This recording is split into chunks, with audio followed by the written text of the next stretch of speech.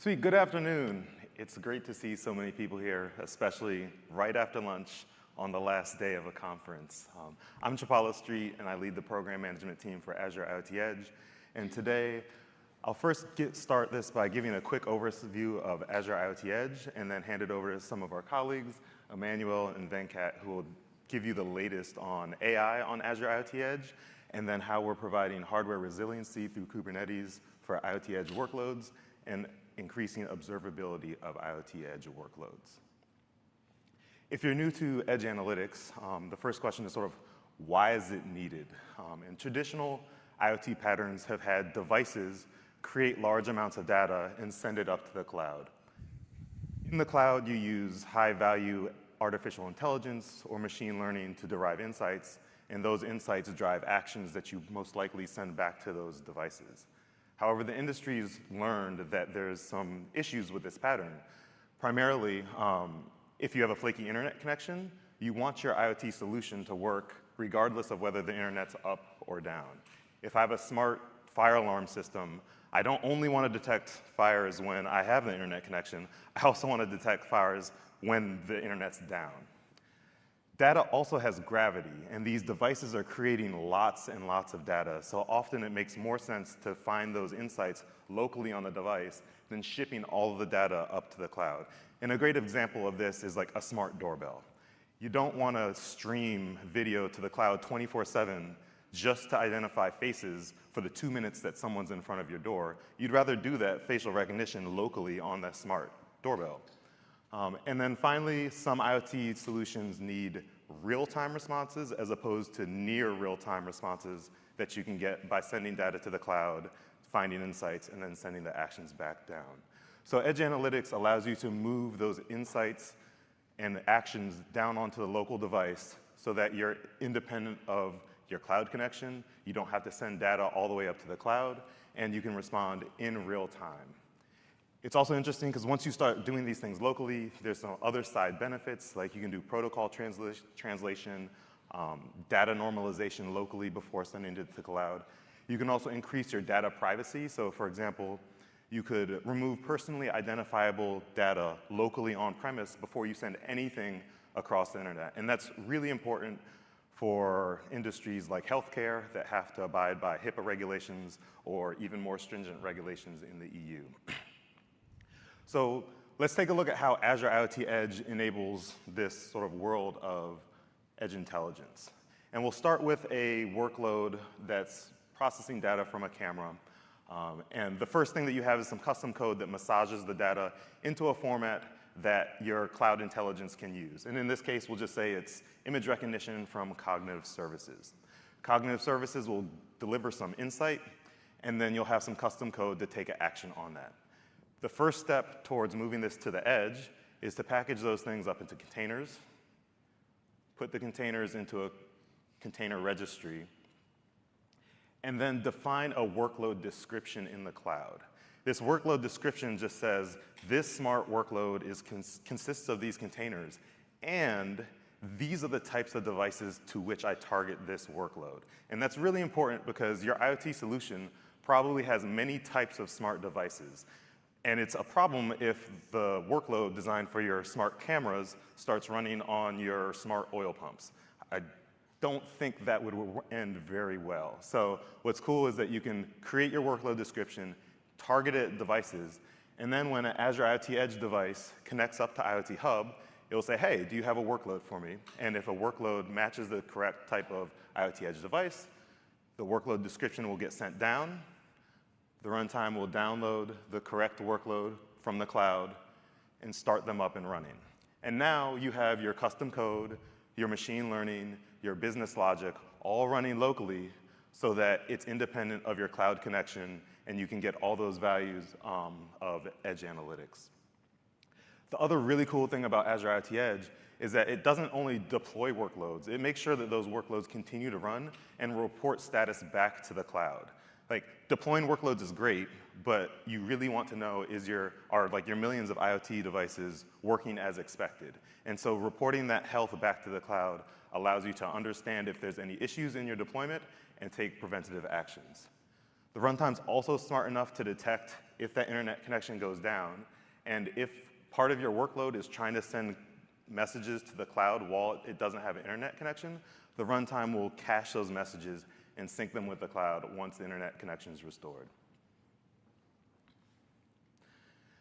So at a very high level, Azure IoT Edge lets you create workloads, which can include high-value cloud intelligence, target those workloads at different types of devices in your IoT solution, run those workloads locally in a disconnected manner, and then monitor the health of those workloads.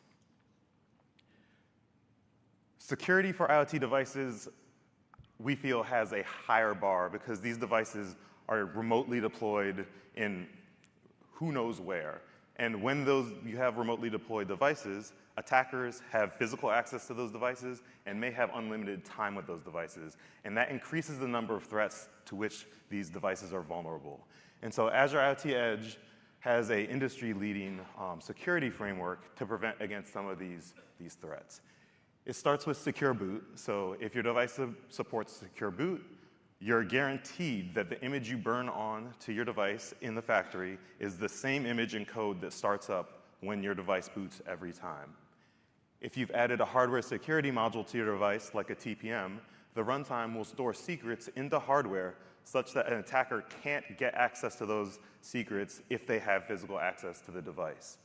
The runtime will then use those secrets which are stored in hardware to encrypt configuration information from the runtime onto disk. So even if the attacker does get your disk, the data is encrypted, so it's useless to them. The runtime will make sure that the correct workload is running on the machine. It will also provision identities to that workload such that they can communicate in an encrypted manner, either between the containers in your workload or between the cloud and the edge device. Trusted execution environments are a feature of devices that ensure code doesn't get changed at runtime after boot. And if you want to find more about secure execution environments, I suggest you look at BRK3033. But if your device supports a trusted execution environment, you can run the edge runtime, part of it, in that trusted execution environment to make sure that code doesn't change after boot. So that would protect against something like a code injection attack. And if your workload has sensitive compute, you can also run that sensitive compute in the trusted execution environment. And finally, we have a security service that runs on IoT edge devices, which will allow you to enforce security policies or detect anomalies that are happening on your devices so that you can take some further action. Creating these workloads for IoT devices often takes a lot of expertise that individual developers or even an individual company may not have. And so Microsoft is trying to create an ecosystem around edge intelligence. And a workload for these edge devices is nothing more than units of compute which are implemented as Docker-compatible containers. And so a workload often needs to interact with the device, and these devices speak many different protocols. And we have people in our ecosystem who have spent 30 years understanding how to talk to the devices. And so this ecosystem allows them to provide their expertise to a solution developer who may not know the intricacies of every different device and every different protocol. These IoT workloads often have analytics, so we're working with our cloud partners like Cognitive Services or Azure Stream Analytics to provide parts of their services to be able to run on IoT edge devices. And we encourage third parties to provide analytics that they've developed over the years of their business, specialized towards different scenarios, to share these analytic capabilities in the marketplace as well. So as an ISV, if you contribute a module to the marketplace, it helps highlight and help other people discover the hard work and IP that you have to share with the community. We've seen awesome progress and momentum with this marketplace. Back in July of 2018, we started testing it with first-party modules, and then a couple months later, we opened it up to third-party modules.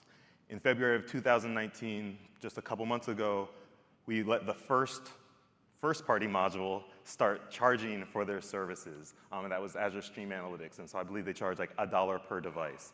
And that's something that we want to open up to third-party modules as well by the end of 2019. And the key point here is that you, instead of just sharing your IP, which is sort of core to your business, you can now sell your IP to this ecosystem and rely on the Azure billing pipeline to charge customers who are using that, as opposed to creating your own sort of billing infrastructure, which isn't really core to the IP that you guys create. Microsoft provides the most comprehensive set of edge computing capabilities from our recent acquisition of Express Logic. So now we have real-time operating system, to secure by default MCUs with Azure Sphere, all the way up to private on-premise full cloud with Azure Stack. And Azure IoT Edge runs across a spectrum of these devices. Choosing what device you run is really dependent on the workload that you'll be using. And the example I like to give here is person recognition. The scenario in which you do person recognition may require a very different class of device. So in the sort of construction or smart workplace safety scenario where I have an area of a construction site where I don't want anyone and I want to be notified when I detect a person there, you could put a camera there that needs to run some pretty rudimentary person detection. Just detect 2 legs, 2 arms, a torso, and a head, and then fire off an alarm. And hopefully you really don't have to detect too many people because people aren't there anyway. Compare that to a person detection system in an airport where you want to identify people. There you're doing thousands of recognitions per minute, and you have to do it at very high accuracy. Like, you need to recognize the same face, whether it has a beard, mustache, hat, glasses, what have you. So even though both scenarios are doing person detection, one can run on a smaller class of device, whereas if you're in an airport doing high volume and high accuracy person detection, you're probably going to need to run on server class hardware. And Azure IoT Edge lets you choose what type of hardware you run your scenario on. We have flexible architecture, so we support both AMD 64 and ARM 32, and in a couple of weeks we'll preview ARM 64. We run on both Linux and Windows, and basically the OS that you're constrained to is something that supports containers. But as we mentioned, we'll be going to smaller devices in terms of the footprint of the runtime, and we'll also be supporting smaller devices that don't necessarily support containers in the future. And speaking of Windows, as of Monday, Azure IoT Edge is now GA on Windows IoT Enterprise. We'll be shortly GAing on Windows Server 2019 and IoT Core, but IoT Enterprise is GA today. So great, like there's a ton of devices to run Azure IoT Edge. How do I find one that I know works with IoT Edge? And that's the sort of the point of the Azure IoT Edge certification program. And if you buy a device, which is Azure IoT Edge certified, you're guaranteed that the runtime works with the device and that the device ships with the runtime on it. If you're a device maker, we've streamlined the certification process so that most of it can be done remotely through a cloud service, so that streamlines the process and the effort that you have to put in to certify your devices. And everything that's certified shows up in our device catalog, so folks that are looking for an edge device have one place to go, and device makers who want to sell the device have one place to highlight their IoT Edge certified devices. So we released Azure IoT Edge, like a little less than a year ago, and it's been amazing to see the market reaction to the product. Azure IoT Edge deployments have been growing by over 40% each month since we released. We have over 50 certified devices in the catalog, and we have great engagement on our open source GitHub project. So Azure IoT Edge, as we'll talk about in a second, is open source, and you can find all the code on it on GitHub, and interacting with the community has been a great experience. Customers are starting to create solutions with Azure IoT Edge and go to production and give us great feedback. So we're super excited to see all the progress that's been made in less than a year. When we shipped, Azure IoT Edge was open, secure, intelligent, and enterprise ready. So in terms of open, it's an open source project where you can go see all the code on GitHub. We use industry standards like Docker compatible containers and have an open marketplace for people to share modules. It's secure. We provision these devices securely through our device provisioning system. And as we talked about, there is an industry-leading security framework that underpins Azure IoT Edge. and we enable trusted computing via the Open Enclave project, which is another open source trusted computing project. It's intelligent. We've onboarded a ton of services, both first party and third party. And I mean, this is more of like an eye chart. You can take a picture of it, you can go back and look at it, or you can just go to the marketplace and see all the modules that are available. Azure IoT Edge is also enterprise ready. You can scale your deployments to millions of devices. You can write your workloads in languages that are familiar to your developers. You can use industry-leading development tools like Visual Studio and Visual Studio Code. And you can do multi-person deployments through CI/CD patterns with VSTS.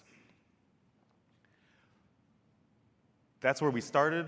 Some of the places that we're going are things like integrating with Azure Plug and Play that Sam announced earlier this week, so that devices can more easily self-describe the type of telemetry that they send to the cloud and commands that you can run on those devices. We'll be enabling DPS provisioning for edge devices via X509 certs, and that should be available in a week or two in the 108 RC. And we'll continue to make advances in trusted computing through the Open Enclave project. We'll continue to onboard new services, and some of the ones that have been announced already are up there, and we'll go through, and Emmanuel will go through some of them like NVIDIA DeepStream. And we'll continue to push the bar forward for our enterprises in terms of integrating with digital twins, integrating with IoT Central, allowing you to manage OS settings on a device, so changing network configurations remotely, updating the actual OS itself, and supporting more platforms like Yocto, Windows IoT Core, and Windows Server 19. So that's a very sort of whirlwind overview of Azure IoT Edge, and now I'm going to turn it over to Emmanuel, and he'll tell you a lot more of the interesting details of AI on IoT Edge. Thank you, Chipalo. Hi, everyone. I'm Emmanuel. I'm a program manager on Azure IoT Edge, and today I'll speak about what's new about AI running at the edge. So whenever I start thinking about AI at the edge, I have those categories in mind about first, the type of input data, and second, about the types of use cases. And in IoT, the ones that we see the most often are first either based on telemetry types of data, sound, or vision. So for starting with telemetry, so sensors collecting like temperature, humidity, pressure. The hero story in IoT, and has been for several years now, is really predictive maintenance. So based on those like data, building a small AI model that tries to predict when a machine starts having an issue so that we can prevent it. The second use case that we start seeing that is newer is about asset configuration. So think about a complex machine like an MRI. It takes a lot of time for an operator to set it up initially. There's a lot of configuration and complex optimization algorithm to set it up. And so with AI, you can speed those optimizations up and set up the machine quicker. About sound, so clearly two types of IoT use cases. First one is around speech, so embedding, so building bots in general. Also, like building a bot in a car, for instance, or in a hotel room, so that they can have their own voice agent. And the second one is to do predictive maintenance as well, but based on sound. So listening to a metal cutting saw to know when it should change its blade, or listening to the engine of an elevator to see if it needs some technicians to be sent over on. So these types of use cases. And the last one is probably the largest category where we see a lot of demand is around vision scenarios. And all of those vision scenarios, in the end, they take pixels in from a camera, so images, and then convert them into sensors data. Like a box is available on the belt, or there's a missing product on a retail shelf, or there's a car passing by. And so in the end, all those vision scenarios are about transforming the cameras into sensors so that then you can apply those telemetry-based AI to find other kinds of defects, right? So I'll start with the telemetry types of data types and see what's new there. So Azure Stream Analytics has been at the edge since we launched, so a year ago. But the new thing now is that they've got built-in anomaly detection.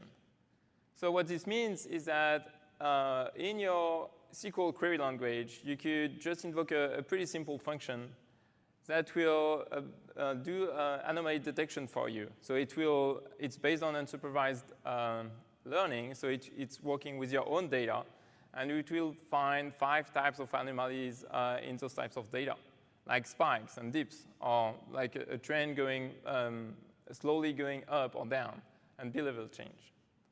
So it's all built in with ASA and available at the edge.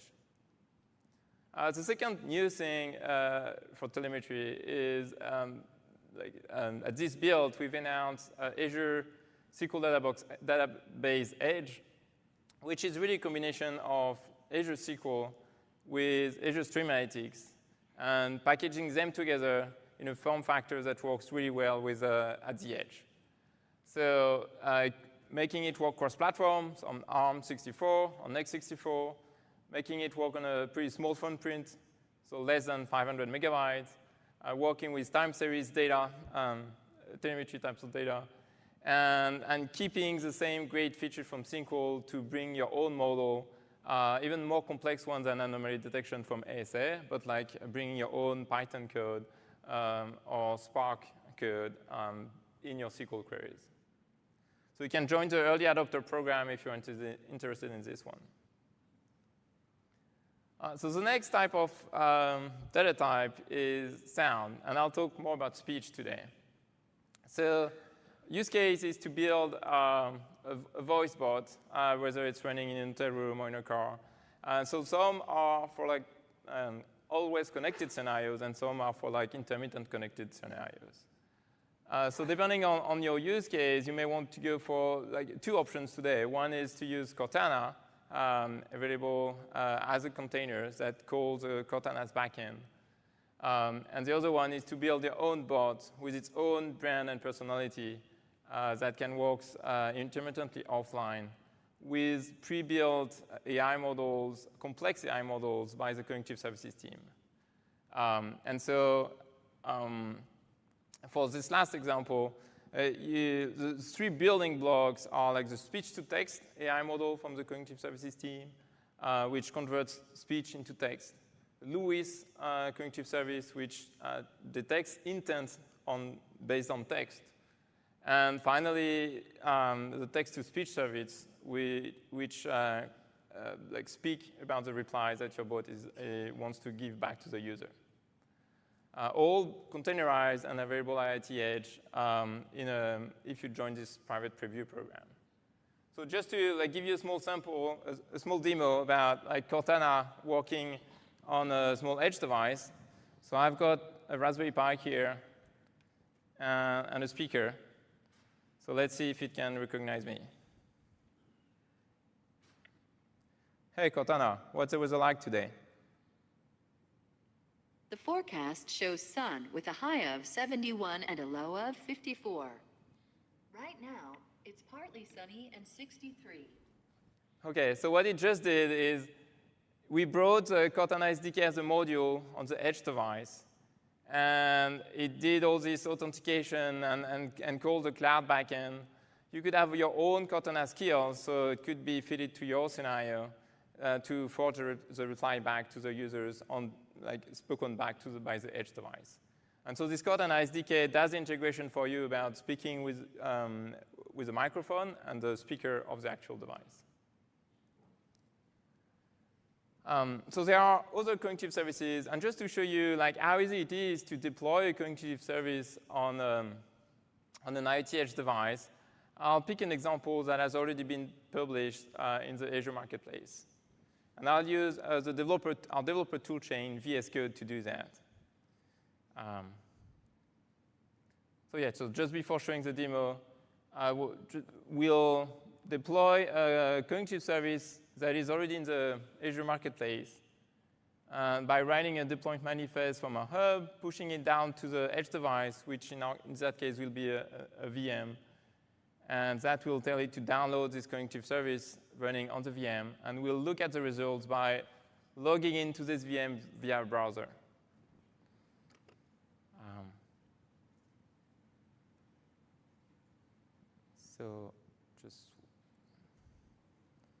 So I'm logging into VS Code. And so here I've got a blank solution. So you can see that there's only the edge agent and edge hub already specified in my solution, and no modules are available. This is my VM running in the cloud, and today right now it only has edge agent and edge hub running. So I'll add a cognitive service module to it. And so for that, I'll use a IoT Edge extension from VS Code, add an IoT Edge module, select my deployment manifest. I want to add a module from the marketplace. And the module I want to download is a sentiment analysis from cognitive services. Import. So what it did, it created for me my deployment manifest. So I added the image URI, but also all the default container create options like the port binding and also the route to have the message flow.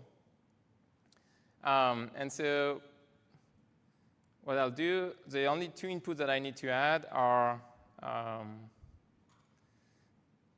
an API key. So, oops. So that I've preloaded here. And then a billing endpoint.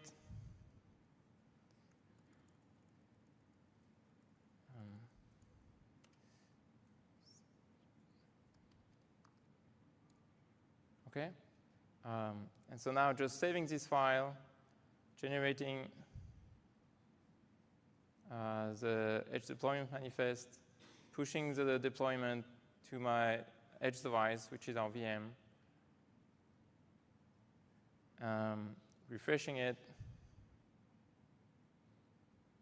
So it downloaded the container and started the container.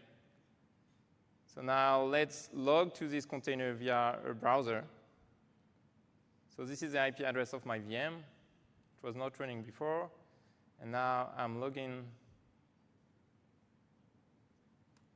to the VM. And I guess the IP changed. OK, so here's the container that is up and running. So all cognitive services look the same. They expose this REST API. And they expose a Swagger file that tells you as a developer like how to use these cognitive services. And so what we'll do is we'll use, so this is a sentiment analysis container that we've deployed. And so we'll run a sample query just to prove that it works. So here,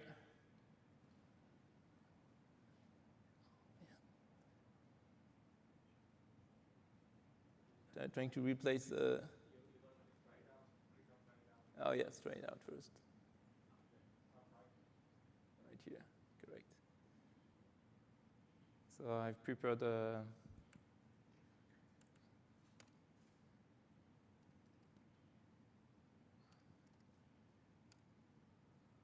document here. So we'll send two queries to this container. We'll ask this container to tell us what is the sentiment behind the sentence, I love live demos, and I can't understand French speakers. So let's try it. OK, it executed the query. And for the first one, it gave me a score back of 0.9. So it seems very positive. And second one, 0.23, pretty negative, right? So in just 2 minutes, we deployed cognitive services to a blank edge device from the Azure Marketplace using our VS Code toolchain. So that's how easy it is to use cognitive services. So now going back into PowerPoint. But there are more cognitive services than just the sentiment analysis or the speech ones that I've mentioned. So there are ones from vision. So custom vision is one that has been around from the beginning of IoT Edge. Initially, custom vision only supported image classification to be exported. The great news is that as of a month ago, they've added the possibility to export object detection types of model. So now you can find objects in pictures and train your model with this no-code solution that Custom Vision gives you. So it's great to get started with Vision AI. And the other two pre-built cognitive services are like face detection and face recognition and text recognition. You can pre-register at this URL to get access to them. So I'll deep dive now a little bit more about vision scenarios, and first talk about topologies, the two types of topologies that we're seeing, and when to use each of them, and also the two types of software architectures that we're seeing and we would recommend. So the first topology is an intelligent camera. So a device like this Peabody camera, sorry, Peabody is a code name. The public name is AI Vision Dev Kit. And it has enough power to run an AI model on the camera. So it is an edge device itself that has hardware accelerators that can support a vision model. So it's recommended when you don't have a high density of cameras, you only need a few per side, or when your internal network does not have a great bandwidth. In that case, it's better to use smart cameras. But it only works when you can put new cameras on your site because they need hardware accelerators. The second topology, for instance, when you can't add new cameras, is to use an intelligent gateway pattern. So you have like regular cameras which may be existing or that you add to your site when you need a high density of them, that you connect to an intelligent gateway. And the intelligent gateway will do all the processing, the vision processing for those cameras. So this works better when you've got a high density of cameras per site, or a very poor internal network, or existing CCTV cameras that you want to use. So now talking about the software architecture for those solutions. So you essentially have like two ways of doing it. What I've shown you with the cognitive services is primarily the one on the left, where you've got separate containers. So first container that does the capturing of all the frames, and then sends all of those frames, does all the pre-processing as well, like downsizing, grayscaling, and so on, everything that the AI model needs. And then sends those frames over to a separate container, which does runs the vision model. So it gets the results back and then share it with the ITH runtime. And so this is great because it's really simple to get started. You can get started in minutes. I've just shown it to you. It's very modular. You can reuse the same AI components at the edge and at the cloud. And that's how cognitive services work today. But you do have a perfect fit when you do that. Because of those two containers, you need to transport those frames. And only one of those containers can access the hardware accelerator. So it's for non-real-time applications. When you need true real-time application, so processing 30 frames per second for each camera, then you need to have more optimization. And the way to do that today is to have like one container with several plugins in it so that you keep some level of modularity. That is very efficient to build your video pipeline. So it will capture all the frames from the camera, downscale them, do all the pre-processing, and then pass them over to the AI plugin. But in that case, there's no in-memory copy. The plugin just reuses the frame, just uses a pointer in memory to the initial frame. So that's the kind of optimization that you can do by having everything running as one container. The second one that you can do is, now you just have one container, so you can push everything onto the hardware accelerator, like a GPU. So you don't have any hardware conflicts when two containers try to access it. And so a good example of that is NVIDIA DeepStream, which I'll show in a minute. The downside of it is that it's a bit more complex, right? You're introducing extra tools, so you need an extra video framework that manages all those plugins for you. So it's a bit more complex. So let's deep dive at the demo of like NVIDIA DeepStream running on IoT Edge. And the use case we'll use is the one of a retail distribution center. So typically, big retailers, they've got those distribution centers where they've got trucks coming in, unload boxes, and then the boxes needs to go to a different truck to go to Washington State or Oregon State. And they use conveyor belts to merge and sort and send the boxes in the right truck. So if the package is on the right belt, then it will go in the right truck. If not, then they'll lose some money because they'll have to reroute it. They'll also lose some money if package is damaged, and so that's something that they would like to catch as early as possible. Also, packages falling off from the belt simply is another thing that they'll want to automate. So here we've marked an integration with IoT Central to show how this NVIDIA DeepStream integration with IoT Edge could work. And so NVIDIA DeepStream here is processing 16 video streams, so 16 cameras, all at 30 frames per second, on one single edge server. And so this edge server, in that case, was the one that we used in our lab was a Lenovo edge server with an NVIDIA T4. And because of this highly optimized container provided by NVIDIA and integrated with IoT Edge, we were able to get to those types of performances. So that's a lot of inferences to do every second. That's 480 inferences, and not just inferences, actually.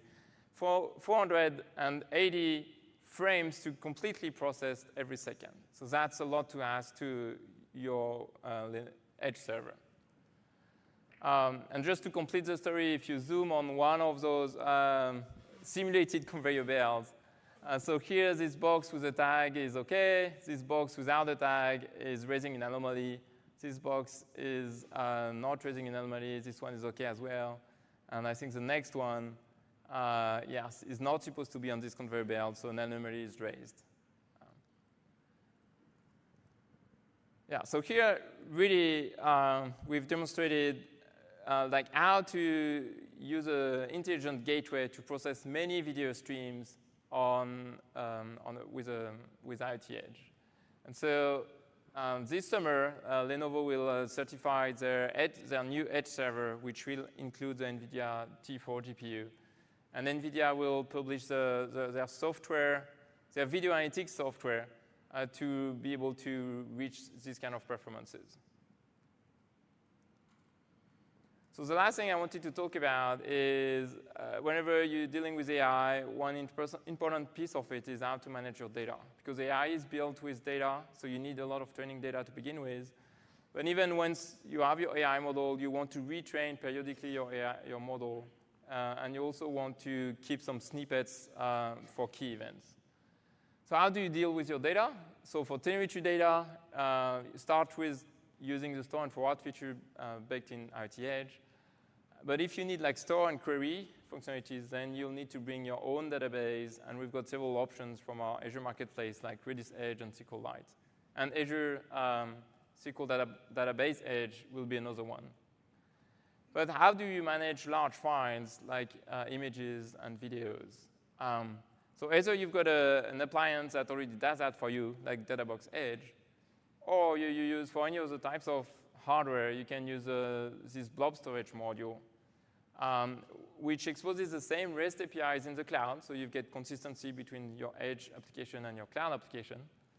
And the new thing that they've just added is tiering from the device to the cloud. So what this means is that as soon as it has internet connectivity, it will start moving those blobs from the device to the cloud automatically for you. And you can set some type to leave settings so that you can keep the device clean and not explode the hard drive. Right? And so this will be GAing soon in 2 months on Linux and Windows. Right, yeah, so that's all I wanted to share on AI, and now I'll turn it over to Venkat, who will tell you a little bit more about resiliency and observability.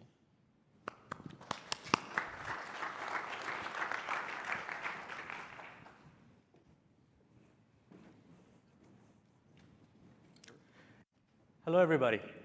So a quick show of hands. How many of you have heard of or played with Kubernetes before? OK, that's a lot. So last year, I got up on the stage and we introduced IoT Edge integration with the virtual kubelet IoT Edge connector that allowed you to manage your IoT Edge deployments from a Kubernetes cluster in the cloud. Now, based on customer feedback, we are taking this to the next level, where you can actually run your IoT Edge workloads, like Emmanuel showed an IoT Edge workload running in a VM, in a Kubernetes cluster. So why is this useful? Why is it interesting? So one word, which is resiliency. So to give you a quick overview of what Kubernetes is, it's a distributed computing platform that takes a bunch of discrete compute nodes and creates a layer, an infrastructure layer that is highly resilient. Now, this infrastructure layer, an API is exposed on top of this infrastructure layer, an API to which applications can submit workloads, and these workloads have to be expressed in the Kubernetes application model. But once they do that, Kubernetes assumes the responsibility of placing those workloads on the right node on the cluster based on current load. Also, probably more importantly, keep them running. So it is continuously monitoring the cluster, doing health checks on all the different nodes, and making sure that workloads are moved off of unhealthy nodes and onto healthy ones. And IoT Edge and Kubernetes make a great combination because they are based on the very same underlying technologies, which is the open container technologies, and they build on each other's strengths. Kubernetes provides that resilient infrastructure layer underneath, and IoT Edge brings the cloud manageable application model that enables easy bidirectional communication with the cloud, offline operations, a modular architecture, everything else. So it's the best of both worlds. Now, the second point is really important, where we are talking about the exact same management and the module experience that you would have for a normal device, even if you're running on Kubernetes. That's because what we do is we do not distinguish, we do not expect that the developers, module developers, or the module writers need to learn a new runtime, a new way to build a module, et cetera, right?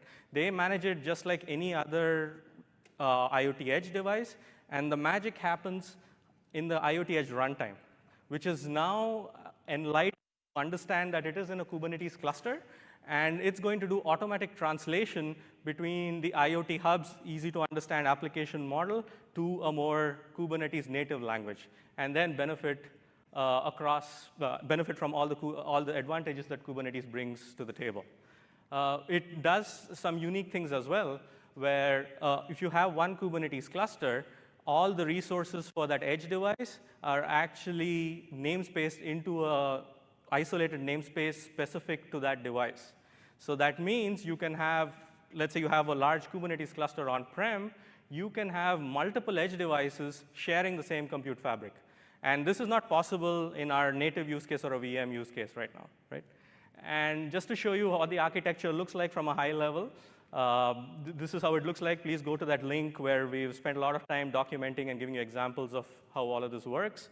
But if you see the workloads that are running in the blue and red boxes, so those are the workloads that you have defined from the IoT Hub's application model. And it's all working seamlessly because when we're doing the translation, when the edge runtime is doing the automatic translation, it's using the pod, which is a scheduling unit in Kubernetes, and starting a new container alongside it, which is the proxy container. Now, the proxy container proxies all of the communication to IoT HD, so the modules themselves don't need any changes. They just talk to the proxy, and the proxy takes care of wherever the IoT HD is in the cluster, and proxies communication and gets all the details. So let's see a live demo of this in action, right? I'm going to use AKS because it's just easy to do, and I want to show you high availability and actual resiliency as well. But you can use any Kubernetes cluster. It could be an on-prem cluster. As long as you have a certified Kubernetes API that the cluster is exposing, it could be a single node cluster also, and we would run just fine. So what this is going to do is it's going to browse up to the AKS dashboard, which is running a Kubernetes cluster. This is a newly bootstrapped cluster. It's got nothing running on it. So if I go to the nodes, it has 3 nodes, AKS VMs. And then the namespaces are just the system namespaces. They don't have anything running except the system namespaces. Now let's go to, so now you have your cluster. You have that resilient compute fabric that I talked about, which is ready to accept applications. So now how do you deploy applications onto this? So in this demo here, demo hub here, I have one particular device, which is the B demo device. As you see, it doesn't have any modules created. It's just the device identity is created. It has a device connection string, but that's all. So now we want to associate our edge device to the Kubernetes cluster that I just showed you. So go back here. And here we're using Helm. Helm is like a package manager for Kubernetes. It allows you to install applications into your cluster. So that's what we're doing. If you see the connection string, this is the very same demo device that I talked about. We're getting its connection string and passing it to Kubernetes. And we're also providing a persistent volume, which is a Kubernetes concept where you can store state. In this example, it is storing state for the edge daemon. So as the edge daemon moves over to another node, it takes its security context along with it to another node so that it can now authenticate requests from various modules. So now this is done. That's all. I just had to run one command. And let's go back to our Kubernetes cluster and see if anything has happened. I talked about namespaces. This was a system namespace. As soon as I refresh it, right here, you have this is the IoT hub name, bdemo hub, and bdemo device. It is magically shown up here. We will now go and see what's running on here. So we'll go to this namespace, change from default to the device namespace, and look at the pods in this namespace.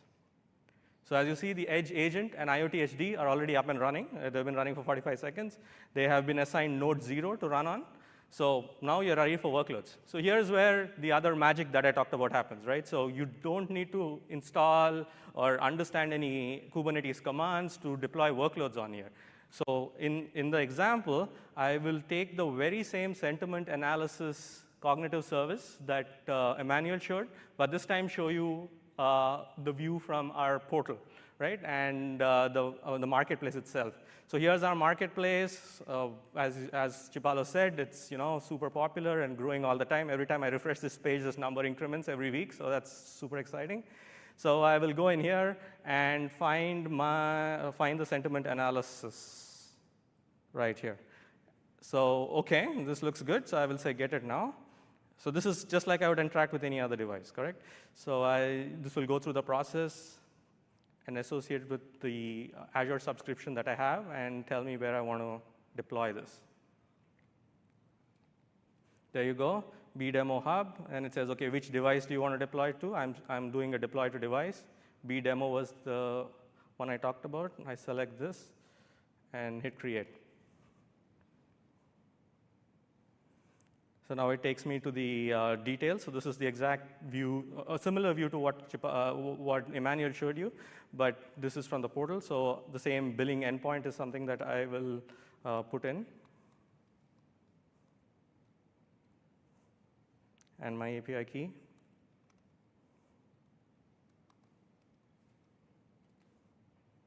That's it. Save here. Next. OK, this is the default route. Submit. That says done. And if I refresh here, it's saying it has 3 modules, right? So what I can do, and now it says OK. Runtime status is OK. It just changed to OK. So what happened in our cluster? So let's go back to our cluster. Look at the pods. And I refresh this. There you are. The sentiment analysis and the Edge Hub have automatically deployed to the Kubernetes cluster without me interacting or doing any kubectl commands.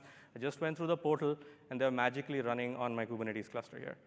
And if you see where they are running actually on different nodes. The sentiment analysis is running on 0, Edge Hub is running on node 2, and then the other 2 are on 0 as well.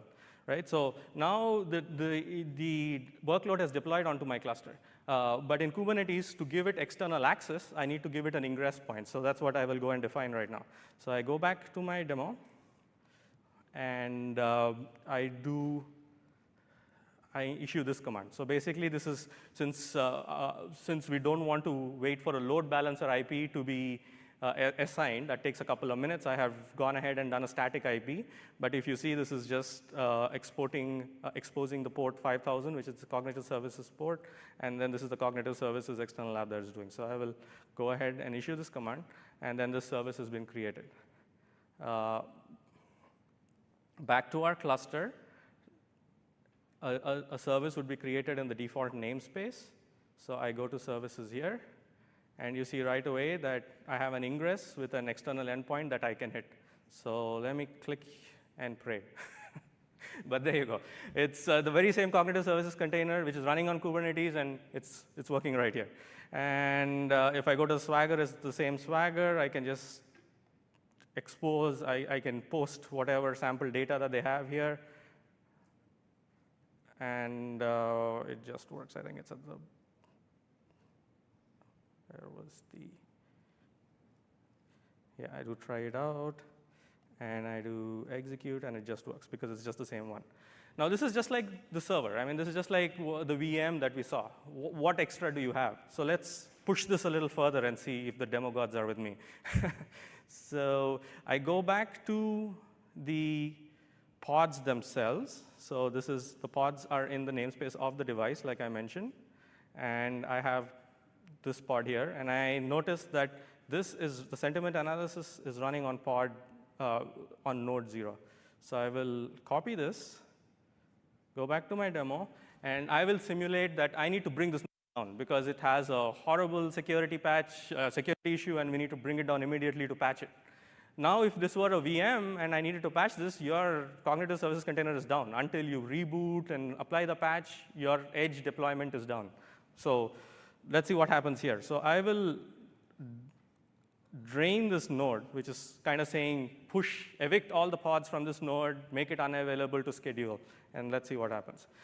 So so now this is going ahead, and it is evicting the pods from that particular from that particular node, which is node 0.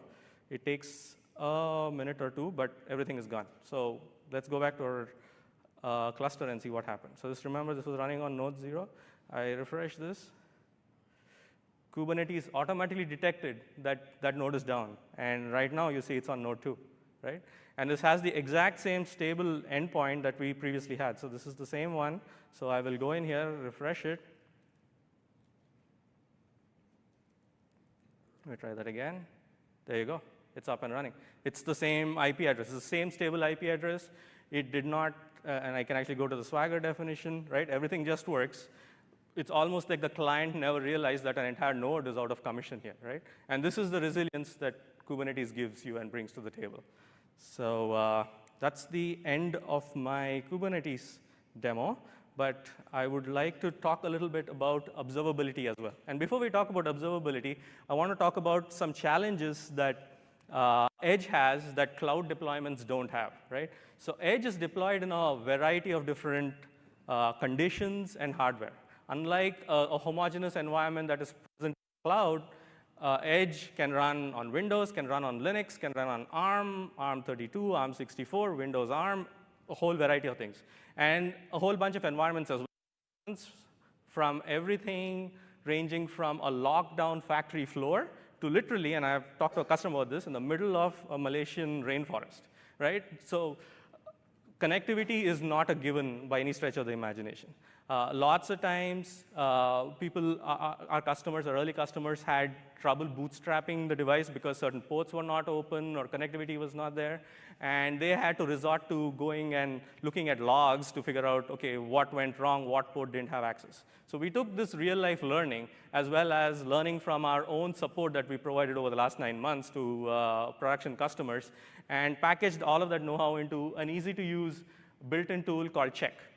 Now, what this does is, with a simple command, it will go ahead and perform first configuration checks to make sure that the device is configured. There are no errors in the way that device string or the DPS provisioning has been set up.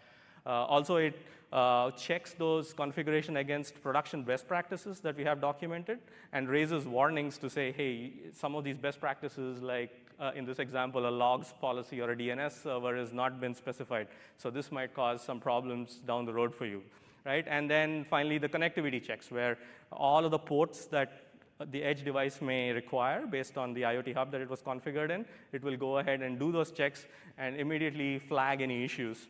So this is a simple but a really useful tool in our customer's toolbox to get bootstrapped with Edge, and it helps us also in helping support issues and triage them as well, right? So, and this is available right now in 107, so which was released. The release 107 came out on Monday, so we're looking for feedback on that. And this is just like our first version of this. We want to use the community feedback to improve this, add more checks that are more useful. But in some cases, logs are still useful, right? But again, Edge is unique. Normally, if you're in the cloud, you would set up a logging agent that continuously streams logging data from there, from all of the modules to a cloud endpoint, and then you would go ahead and browse the logs from that endpoint. But there are many challenges in Edge, right? So Edge, you could be deployed on a satellite connection where the bandwidth is very expensive, slow, or scarce. And so you don't want to use that to be pushing logs all the time. Plus, the cloud ingestion takes time for it to process and actually process the logs. So we've been experimenting with this, and we've leveraged an IoT Hub feature called device streams, which lets two services communicate with each other, with the IoT Hub acting as the broker for trust and ensuring TLS connections and security standards between these two things. So you can learn more in this device streams, but I think a good analogy is if you remember the telephone exchanges of the yesteryear, right? You would have, if A wanted to call B, A would call the operator and say, hey, I want to connect to B. And then the operator would say, OK, verify that it is A who is calling, call B, and say, hey, A wants to talk to you, do you want me to connect? And if they say yes, then you plug them in the dashboard and they can communicate with each other. So that's exactly what the IoT Hub is. It is that operator who is sitting there establishing trust between these two parties. And what that gives you is a real-time logs from the edge device, end-to-end security, which is brokered and guaranteed by the IoT Hub, and zero config on the device. You don't have to open any ports. You don't have to install any additional agent. It just works. So let me show you, we've prepared a video. Let me show you of the demo of that in action. Now, just a word of caution, this is coming soon. We intend to bring this to the market soon, but there are some other dependencies that have to be met. So this is literally what I'm showing you is what we came up at a hackathon a month ago, right? So we want to get this to market, but I cannot promise that the UI will remain the same or the experience will be exactly the same. But I wanted you to get a feel for it and let me know what you think. So here's the video. So you have a normal edge device. You click it, right, and get into the edge device details. It has 3 modules set up, like it normally does, right, including the simulated temperature module. But notice it has a device logs preview, right? So let's click on that, and then now you get the very same module list from which you can select the module that you want to get logs from. In this case, Edge Hub. Specify how many log lines in history you want it from, and say start streaming. That's it. No inbound ports, no extra agents. Just pull the logs directly from the device, which could be in the middle of the rainforest, and is showing you in real time on the portal. So if you actually notice the 110 offset, you will see that increment because this is real-time logs from the device, right? And because I asked for a tail of 100, that is 100 log lines in the past, I can actually see all those 100 as well. So it's that simple, and that's the kind of power we can bring by using all of the services that Azure provides. So what do you think? Do you think this would be useful to people? Yeah, nice. Thank you. So we can use this in our planning meeting and say, see how many people clapped, so let's prioritize this. But yeah, so that's pretty much the content for today. For resources, please look at our documentation. We've spent a lot of time to organize this and make it as simple and easy to get started and go into more advanced scenarios. Like Chipalo mentioned, we are an open source project. We have great community engagement. If you encounter an issue, feel free to open a bug, and we maniacally monitor that as well. And then if you have feature requests, the feedback site is there. Some more IoT sessions, like we're on the last day, so most of them are already done, but you might want to check out the Windows IoT one in about half hour. They have an edge demo as well. And all these are recorded and available for your later viewing. And that's it. Thank you.